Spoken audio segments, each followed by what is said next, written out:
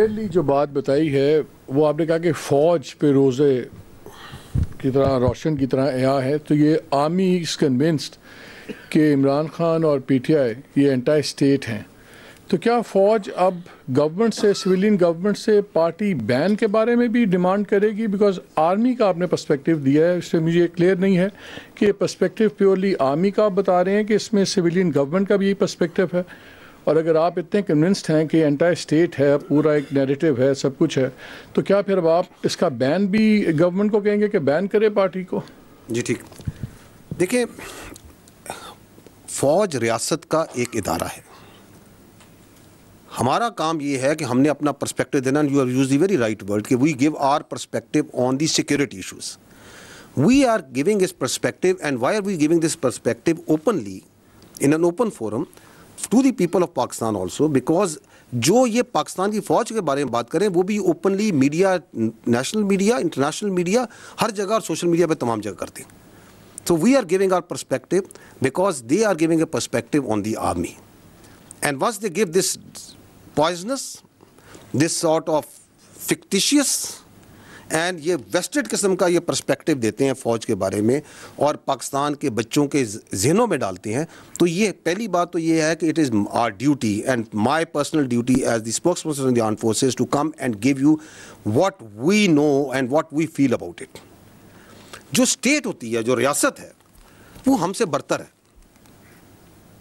وہ آل وائز ہوتی ہے. It is their decision what do they do and why they do it and how will they do it. So you need to ask this question to them, اور وہ آپ کو بہت اچھا جواب دے دیں گے کیونکہ وہ پورے پاکستان کو لے کے چلتے ہیں. We are not politicians.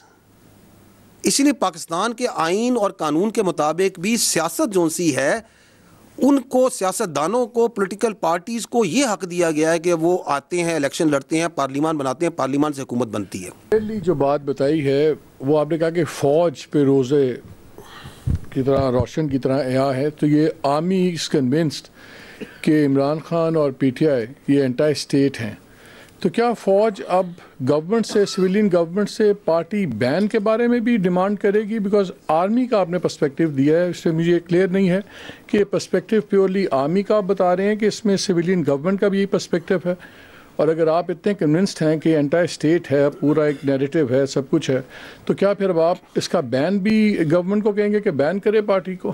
جی ٹھیک.